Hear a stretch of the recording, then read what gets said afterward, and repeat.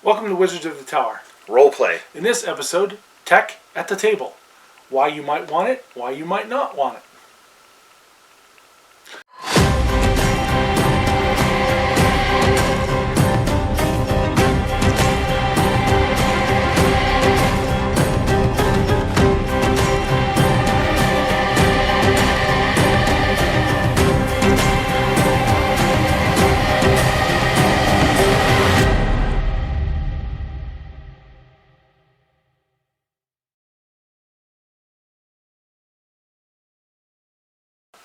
Welcome to Wizards of the Tower. Welcome to Wizards of the Tower. Welcome to Sorry. I was busy playing with tech at the table. at the table. So, welcome to Wizards of the Tower. Roleplay. In this episode, Tech at the table and why it should be allowed or not. Why it should not be allowed. Yeah. So we've been gaming long enough to have a situation where we never saw phones at the table. Okay, it was very rare. Yeah, or even computers or tablets. Well, the very first time we ever saw computers at the table, that was years ago, and people would actually bring them in when there started to be more PDF books. Okay, because up until then we always had these guys, right? Stacks of books. Someone to have a bag. They'd show up with a bag this big and this wide, and it had 12 books in it. And if you needed to look something up, you paused for a second, and someone dug through the bag and pulled out this book. And okay, that was what we did. And in between, while someone was digging, we chatted or we talked about other rules, that kind of thing. Slowly, people started to have tech. It started to creep in. You know, I need a laptop for this to look up, or I got a dice roller on my smartphone. We're going to use that. Remember those? The first tech was the Dragon Bone dice, which we talked about in one of our first episodes. Yeah. So you had that too. You know, that kind of stuff would show up. So now the problem is, and I'm of two people on this, okay, and I'll explain to you why I'm two people on this. I don't like tech at the table because it interferes with role playing. Okay. However, I can't play the game without tech at the table because I just cannot. I can't do the pen and paper sheets. There's too much to keep track of on your character. Yeah. Too many spells, too many boosts, too many buffs. Too many debuffs. Too many debuffs, too many stats, too many attributes that you've got to keep track of. Okay. In order to have just a pen and the paper, maybe even just a little tablet would be fine. But I have a laptop. And the laptop sits there, and I keep track of my character, because I play two characters. I go back and forth between the two clicking. And yeah, it's a distraction, and I know it's a pain in the ass. If I had a nice tablet that I could sit down right in front of me, I would do that. I would, go page between the two characters, that'd be fine. However, I'm staring at other people who have laptops. And so it doesn't make sense for me not to have one when everybody else has one. Right. Now, one thing that we use, that Tom uses and I use it, is a program called Hero Lab by Wolflair. Yeah. Which has Pathfinder, 5e, Call of Cthulhu, World of Darkness. There's a Cyberpunk one. Yeah. It's got a whole bunch of different options that you can use it for. The great thing is that you can create a character in 15 minutes with it. Yeah. Just boom, boom, boom, boom, boom, and enter it all in, and it's all done.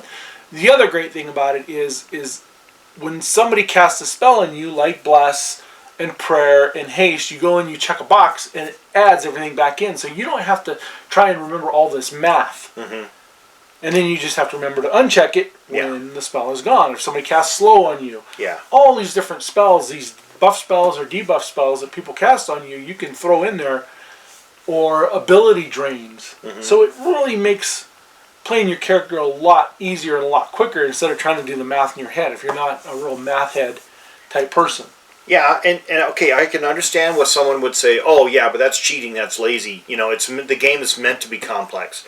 The game is meant to be hard so that you have to do the math. Okay, I understand. I understand that. I understand where you're going with that it should be kept old school. Fine. However, tech creeps into our lives no matter what we do. You buy a new refrigerator, it's got tech on it. You buy a new oven, you buy a new car. It's got screens in it. It's got tech in it. Everything tech creeps in. You know, unless you want to be like a Luddite living in a cave, wearing wooden shoes and making your own clothes, you know, and trying to work as a blacksmith, okay, you know, fine. But, you know, tech creeps into our lives no matter what we do. Right. And Hero Lab helps me immensely. And it helps our other players. There isn't a person at our table that doesn't use Hero Lab now. And it was something that was introduced to us way back in the day. It was, in fact, one of the first guys that showed up with a laptop. Yeah. I mean, we had an app, the Only Sheet, that we used, which is an Excel spreadsheet we could fill out, and then we could print it out, and it looked like a character sheet. Mm-hmm. But even then, you know, you're trying to keep track of everything and update everything. We were constantly printing out new ones. Right. You know, we'd modify that one, print out a new one, modify that one, print out a new one.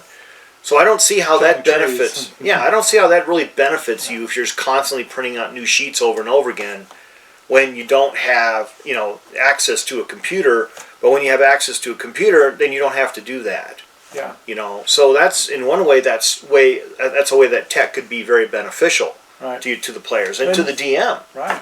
And Hero Lab is a really great tool. You know, we're talking a lot about Hero Lab because it's a tool that we use on our tech. Yeah.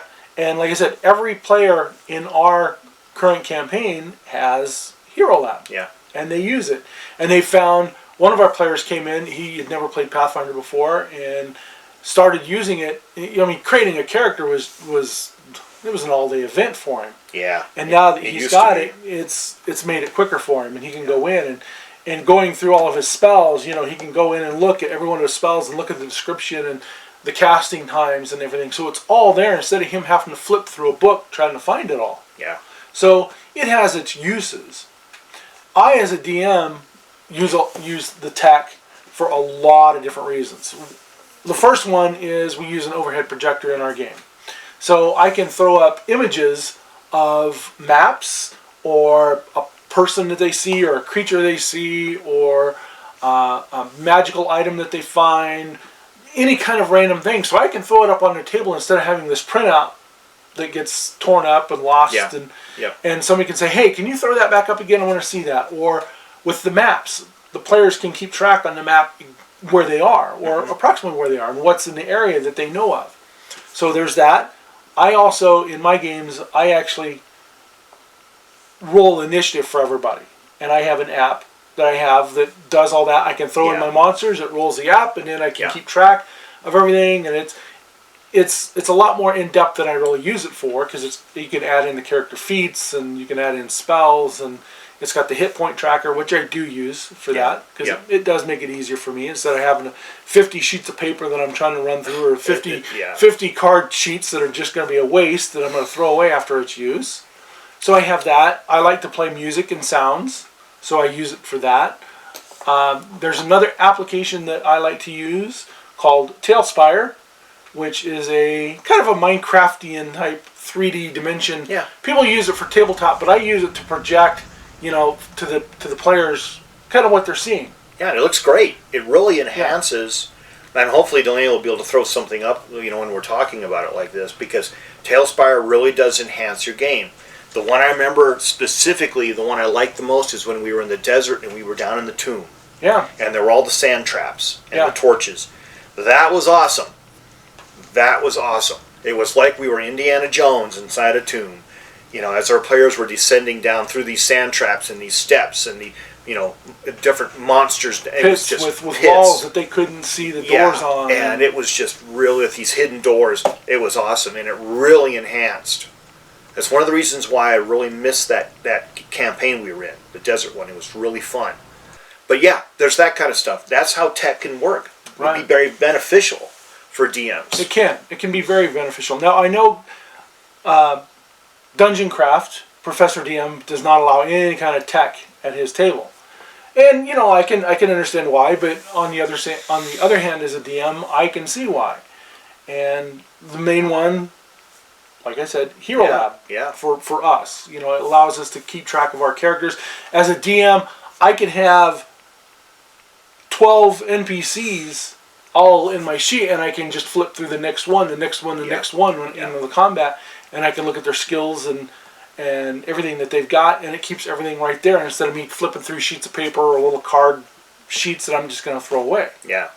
So it does help me on that. And then if I need to look up a rule, I can look at it. It's right and there. then the players, if I say, hey, somebody look this up real quick. I need to find out something here. My players are usually really quick about boom, boom, boom, and Yeah. here it is. Yeah. Now, I imagine in Professor Dungeon Master's game, there's that rule against tech. Okay, I can understand that. Why? However, I bet that Professor Dungeon Master probably leads the characters through a lot of stuff, and to get things going. And I bet there's a lot of ad-libbing. Yeah. There would have to be, because if you're stopping every few seconds while someone's flipping their sheet over and over and grabbing books and checking spells, I imagine that kind of DM who does that kind of stuff is going to be very direction oriented. As and they're going to have this situation where they're going to say, okay, you as characters come down the tomb. It's dark. A spell hits you. This spell is that. This is why. This is your reaction. You keep going. You fall. You get to the bottom. Finally, you're there. Okay, what do you do? Well, and whereas in Delaney's game, we role play coming down the stairs all the way down, and we check, and we are going through our different boosts and buffs and everything. But in a more 5e campaign, the characters are a lot more directed. Well, don't corner it as just 5e. Okay, I'm sorry. I shouldn't have said in 5e. It's kind of a thing I have about a lot of 5e that we watch. When we watch a lot of videos and watch people playing it, it's very directed. So, okay, I misspoke. Tabletop adventure. Tabletop role playing. Okay, tabletop role playing a lot of times tend to be very directed, because the DM keeps it going, and It's they because of the push DM. it. Yeah, they push it. They push the action. So we don't actually play that kind of game, and so our game is very sort of player focused, where we role play buying a horse, we role play buying food, we role play going hunting, all that stuff, and so it really it really adds up to a very involved gaming experience. And I'll tell you, tech helps a lot with that, especially when you're out hunting and you have to calculate how much food you need for your party. Yeah. So that's another way that tech gets things going.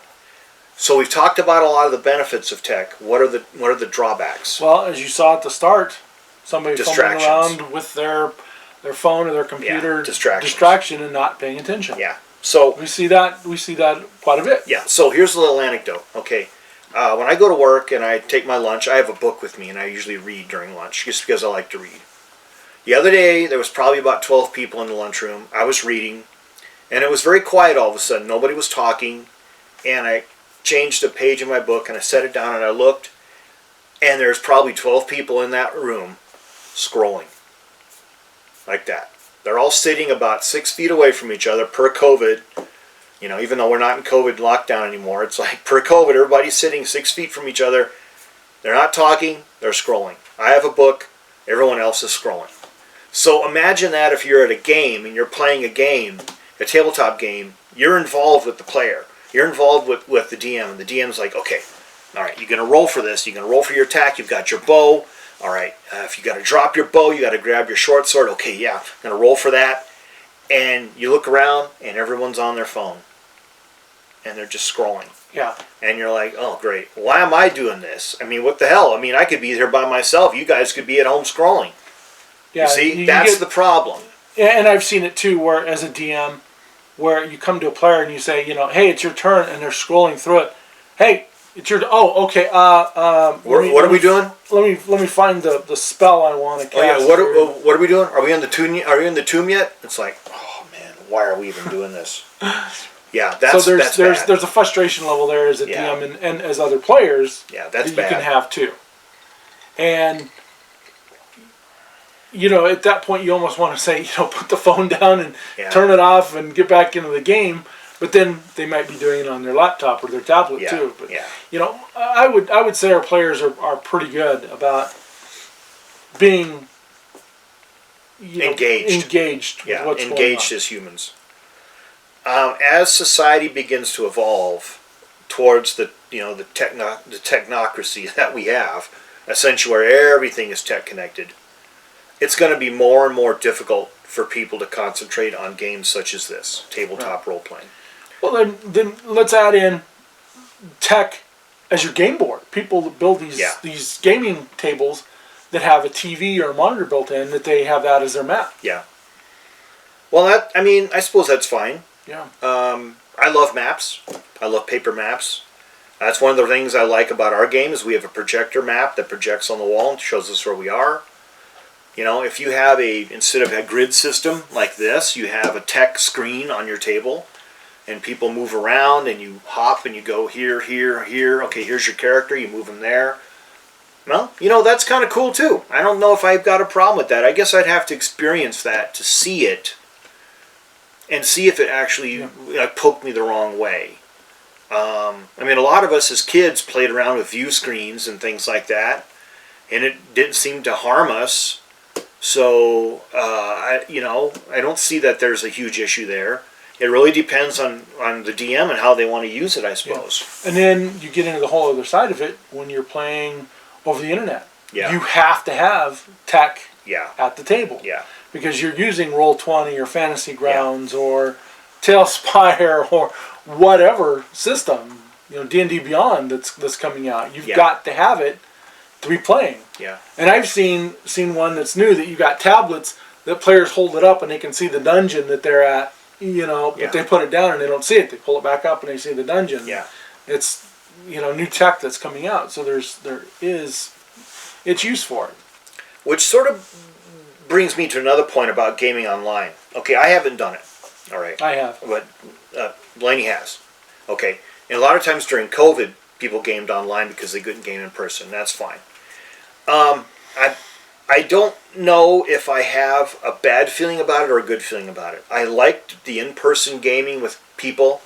I like that a lot, but I understand that a lot of people who are isolated, if they're medically isolated or they're sort of like shut-ins, or they're out in the middle of nowhere. Yeah, they're out in the middle of nowhere. They're in an isolated community that doesn't have groups of gamers. Then you can't get together with anybody.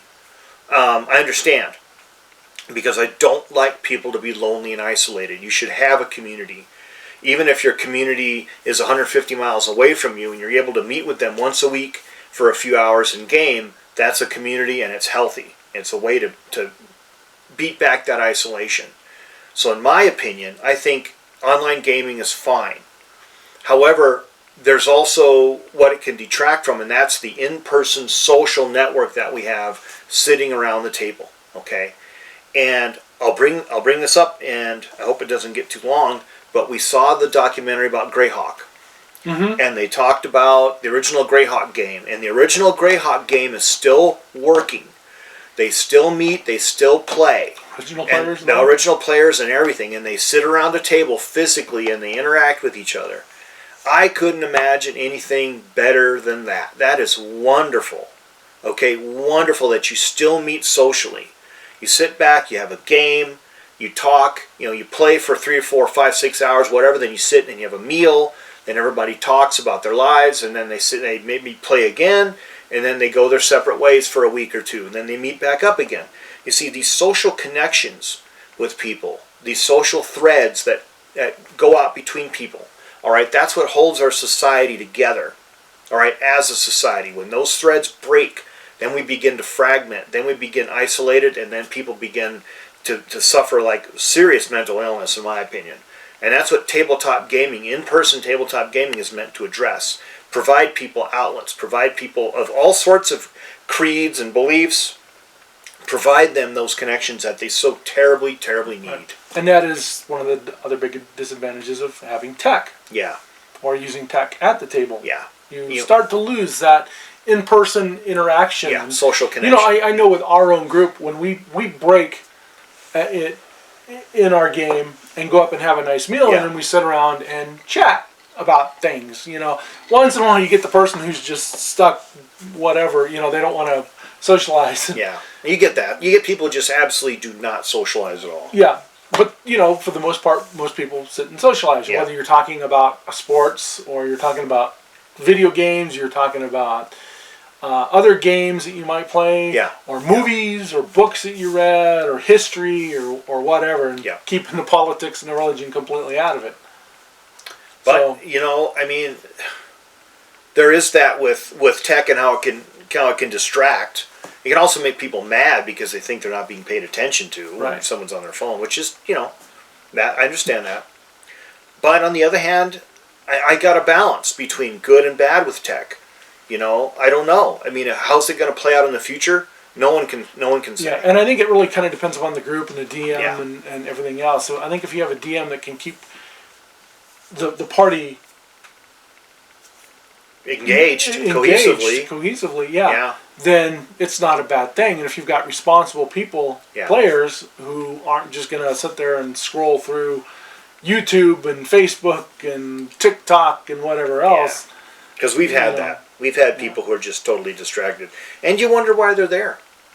Why are you here to play? which will bring us to another episode that we'll be doing here in the future. Yeah. So anyway, we're going to end this episode of Wizards of the Tower, role play. and we hope all your adventures are epic. And keep on rolling. Don't forget to like, share, subscribe, ring the bell, and spread the word about Wizards of the Tower. Thanks, folks. Thanks.